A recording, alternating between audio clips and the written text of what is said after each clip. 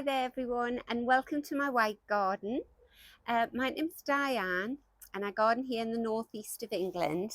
And for anyone who hasn't visited the channel before, I'll take the camera off the tripod in a minute and I'll just give you a quick look around this area. It's a newly created little garden. It's tiny at the back of my house. I've been really delighted with it. Everything in it bar the hydrangea and the ferns has been newly planted this year. Oh, and the iris.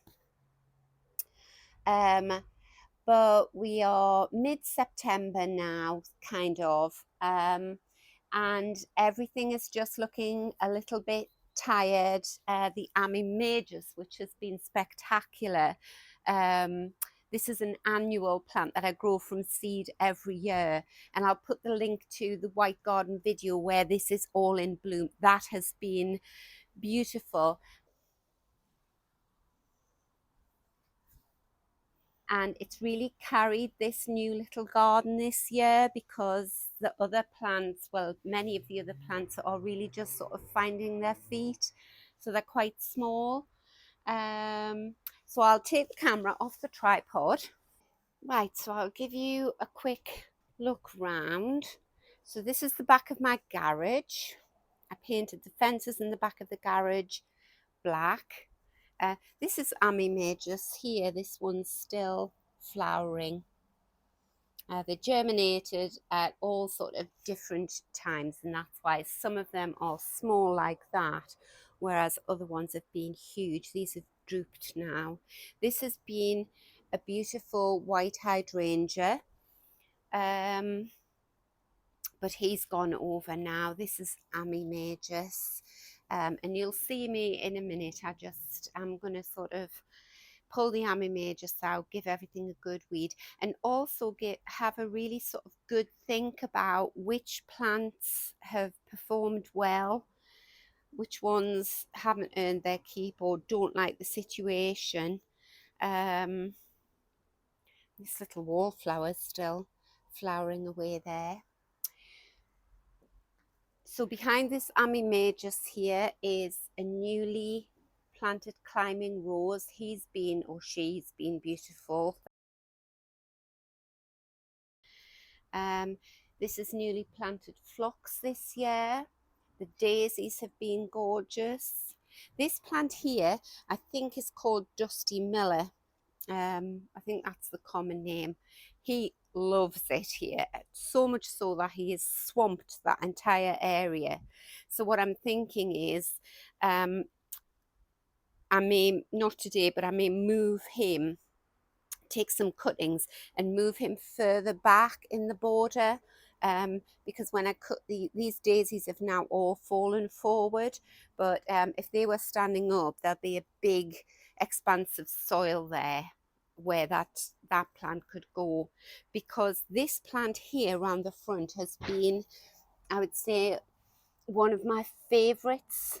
I was bought a lot of white plants but from my husband for my birthday in March, and this one here is an Achillea marshmallow, and it has been gorgeous. It's still got loads of fresh flowers coming, and what I've noticed is that at the ends of the branches the flowers have gone over and they're brown, but as you go down the stem there's lots of fresh ones coming up.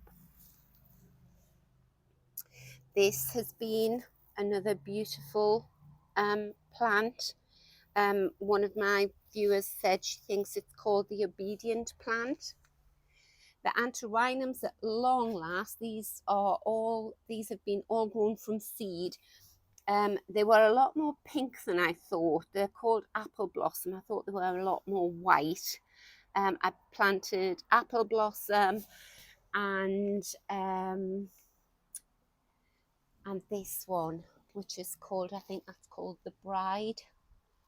A nice tall straight one. You'll see that there are some plants which aren't white, so these ones were grown from seed. This is Veronicastum. It was supposed to be white, but it's very definitely lavender. But actually I'm loving the lavender. white mix. This has been a beautiful little white rose. Right, and the last area to do is this area here, which is in front of my conservatory. We sit in that conservatory a lot, have a lovely view of the white garden from here. So I'll just give you a close-up of what I've got going on in this area. And again, with that thought in mind, what has done well, this little plant here, which I think I just picked up on a whim, has flowered all summer long and is showing no signs of going over. So this, I will definitely get more of this. Scaevola Star Diva White. So it's Scaevola, just in case you can't see it there. So it's got a slightly sort of trailing habit there. Definitely going to get more of that. The fuchsias haven't been a raving success. What I think I'll do with these is I'll just overwinter them. I'll keep them here for a bit longer. I'll overwinter them, deadhead this beautiful little white geranium. It's a scented one. Oh, smells so beautiful. And the scented geraniums or pelargoniums, they are really, they aren't grown necessarily for their flowers, they're grown for the perfume. But he's been lovely. I will definitely get more of these white begonias. In fact, what I'm going to do is I'm going to research how to take cuttings and overwinter them, because that is stunning. And I've never been a sort of hanging basket type of gardener, but what I'm thinking of, particularly this time of year, maybe a hanging basket with white begonias in the corners there, that would be lovely. I've just done a video in my sister Shirley's garden, and she has orange and yellow and gold begonias. And another viewer, Wendy, was saying, oh, they're beautiful. I'm definitely going to get more begonias. So yes, I'm like-minded, Wendy. I'm really impressed with them. They've got the faintest pink blush on them, but absolutely gorgeous. As the white flowers go over, I'll just replace it with more foliage. So the fuchsias, I'll just deadhead them, because obviously everything above the windowsill line there is, I sit on the sofas there and look out, so I can see everything above this windowsill level. I'll definitely be growing more white pelargoniums because they're just so easy. I'll overwinter this one. I've got a few white ones, but definitely get more of them. This has been another plant which I'll definitely get more of this, and this is a white nemesia that I bought as a plug plant. I'll just see the name of him. Wisely Vanilla. So I'll definitely get more of him. He is similar to this Scaevola in that they've just flowered all summer. Oh, the strongest smell of vanilla. It's beautiful. This little bacopa here has been brilliant, but he's coming to the end. These were beautiful white lilies. They're finished, but they will come back next year. So what I think I'll do with those is I'll plant them down there. They'll just go underground for the winter. And surprisingly, this hosta is one of the few hostas that's still looking halfway decent, but I do like that sort of limey green. Right, so the first plant that I'm going to pull out is, well, the first 2 or 3 plants I'm going to pull out are these Ami majors. And as tall as they are, they come out as easy as anything. You just that. Look at the thickness of that annual stem there. It's like a bamboo with very few roots. They've been fabulous.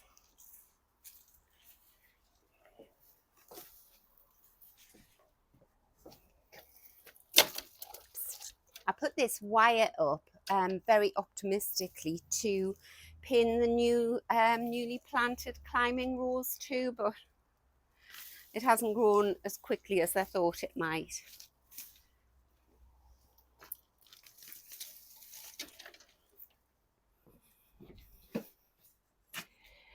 And that one. Oh, now this down here,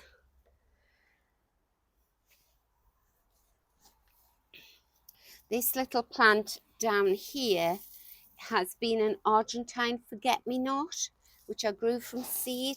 The sweetest little plant. That's been beautiful. So as with all our forget-me-nots, I'm hoping that's just self-seeded. I'm going to give it a good shake into the border there. That's it. Right. Let's have a look. You can come out. Actually, I'm just going to take that out because I need to see what I've got here. So that's the dead head off the rose there. I'm just going to actually, I'm just going to take that dead head off because I want the stem. I want to pin it back. I've got lots of these little clips in the greenhouse. They've been great. I can see there one of the stems has died completely. Right. I'm just going to put that there until I get another one. And then I've got lots of this growing, which is a weed. So I'll pull all of that out together with that sticky bindweed. I hate that stuff, it gets everywhere.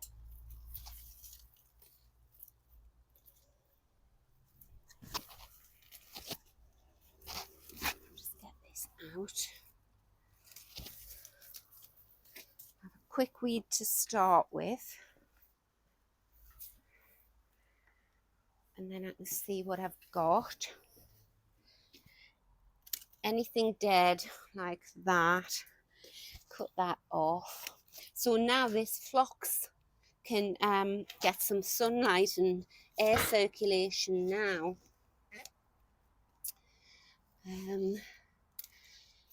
This antirrhinum's really lovely. Right, what have we got over here? Right, so this is a very pale pink Linaria. And now that I'm thinking I might have pinks or lavenders in amongst the white plants, I'm going to keep that. So all you do with Linaria is you cut it right back down to the bottom and just leave it, and it'll get new foliage down there. This plant here was one of the new ones that my husband bought me. I can't find its little label. I'll have to watch the I'll watch the video of when I planted it, and then I'll put the name up on screen for you. So it's white and it'll grow in part shade, and it's just been sort of sitting there not doing much, but now that I can see it, I can see all these flower heads coming up here, and it's quite tall. So that'll be a nice one to come back and visit maybe and see what that flower looks like. But that's obviously been completely buried by the Amimagus. So that's going to be a nice pop of white. Right, I'm going to pull this Amimagus out here, which has been beautiful in amongst the hydrangea. I'm trying not to pull the hydrangea's head off. Where are you? I love how easy this comes out. Oh, there, that looks so much better. And down here, this is another new plant that I got with a little white flower. It's called sweet woodruff, but it's got lots of little weeds growing in amongst it, so I'll just pull those weeds out. That's gorgeous. And what I did at the back here, I've planted lots of foxgloves, white foxgloves that I grew from seed, but they won't flower until next year. Right. Oh, pulled him out. I'm not even sure what he is. Right. And then if you look at the back there, I've got Aquilegia there where the leaves are really old and shabby, and lots of weeds at the back there. So I'm going to get in amongst that and pull them out, and that will let more air circulate for the foxgloves that are there.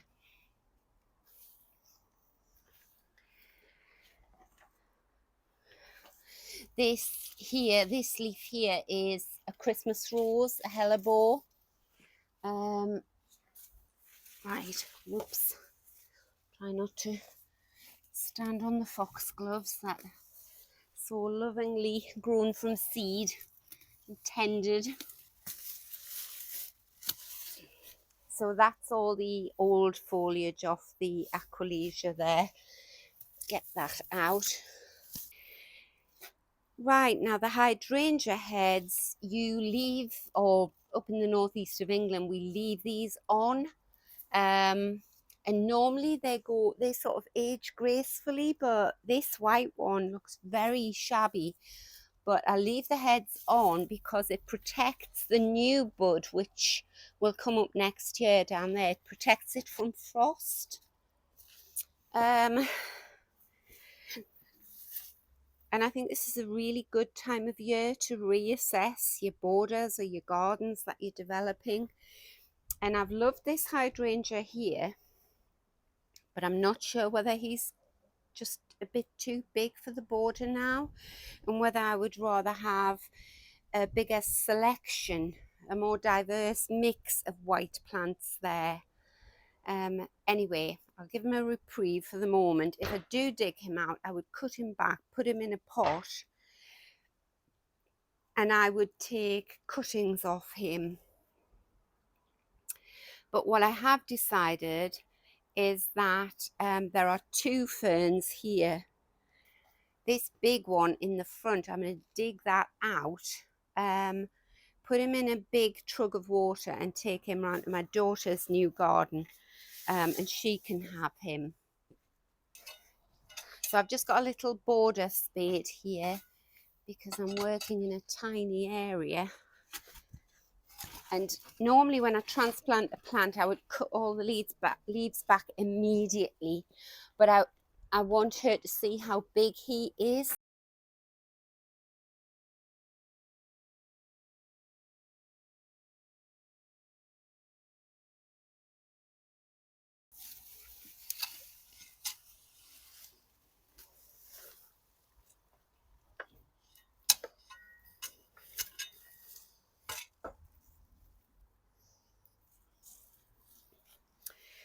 Right.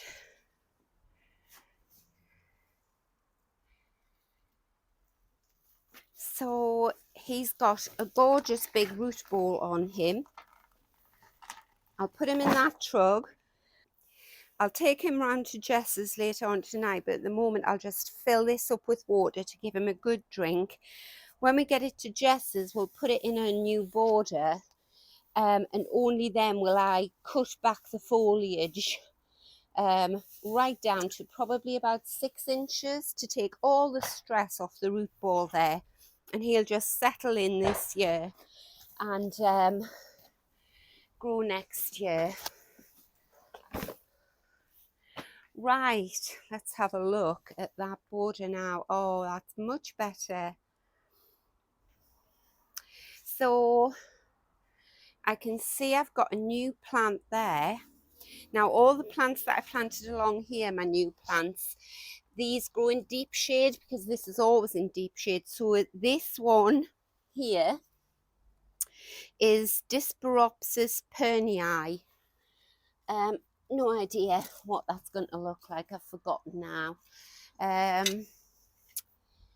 So yeah, I've actually still got 2 ferns here. I've got that one, and then I've got this one which looks different. That's really rather nice, that one. Just a bit different. But it means now I can plant something white in that corner.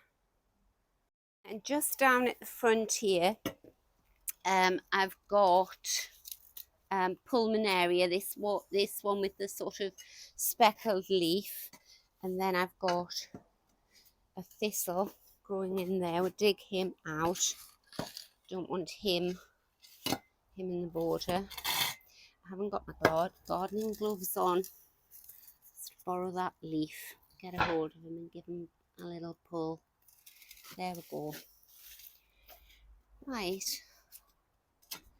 now along here I'm thinking of doing the same, so I'm going to pull that Ami Majus out there. I'll leave this one in. This is a white allium, but then as you come round the corner here, down here, I've got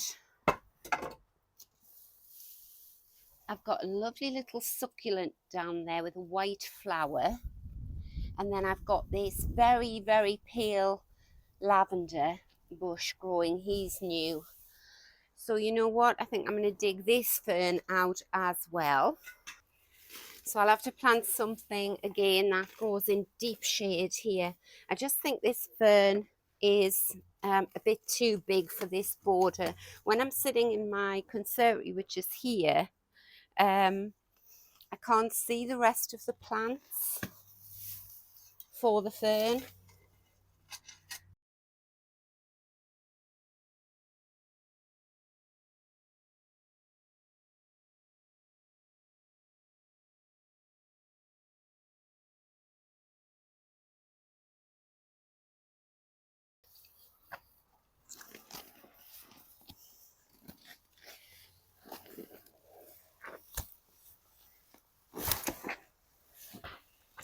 Right, there's another one.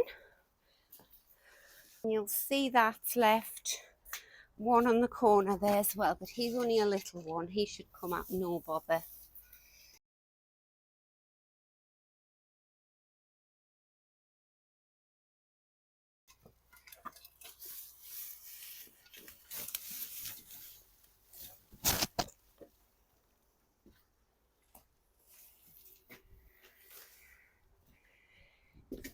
Right, so see what I've got left there. So I've got some more sweet woodruff down there, a white hellebore there, and white foxgloves. Right, so I do grow this plant in my other garden, and if it's the same, I know that these flowers here are going to be yellow, and I don't want yellow flowers in here, so I'm just going to cut them off, leave the foliage. Right, this is a geranium, so see, he's been buried and forgotten. So I'll just deadhead him, and he will probably flower again. Aquilegia self-seeded in there, take that out. This area here, this paving stone, is over the top of a drain cover. Right, he's not looking brilliant, is he? It's a good time. I can give them some love and attention, all these little plants. So this one is a Weigela black and white army, which never got planted. Bone dry, because this border here and this corner is really very sunny, whereas the rest of it is all in shade. Right, what am I going to do here? Because I have got a few white daisies still flowering, but it'll take me ages to sort out what I've got left from the dead and dying ones. You know, I'm just going to cut them back, put everything back, and I can see I've got loads of buds further down.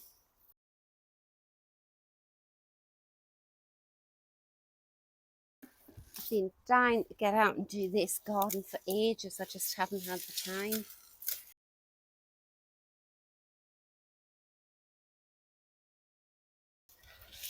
And even cutting these back in September, these oxeye daisies, I bet you they'll all flower again before the winter sets in.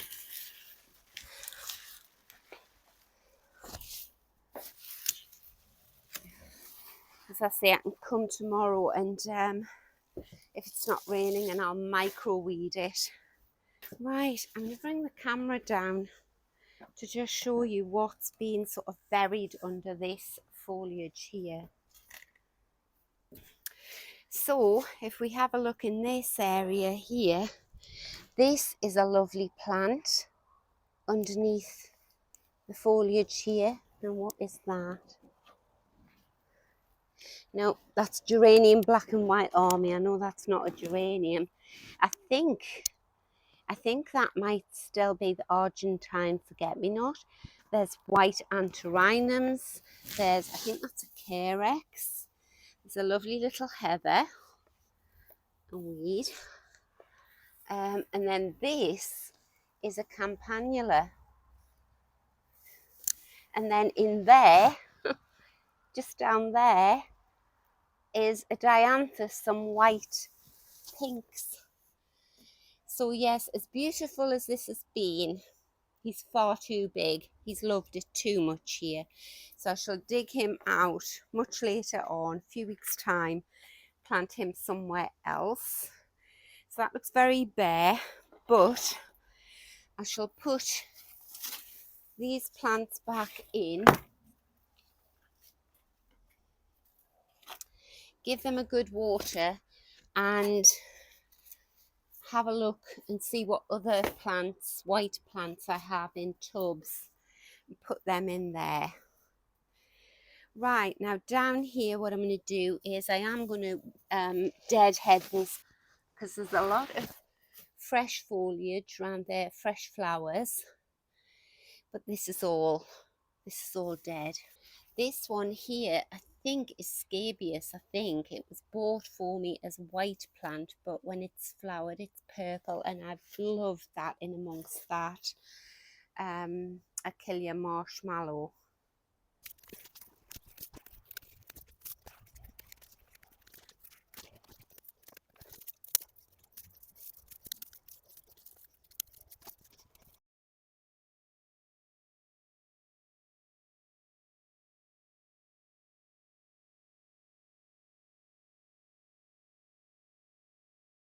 Right, so I'll just show you what I've done down here. So I've planted New Guinea impatiens down there, and then this one here I haven't actually planted because this area was just full of bulbs. So he's just standing in a pot there at the moment, but the pot's very small, so I'm going to repot him into a much bigger pot and just stand him there.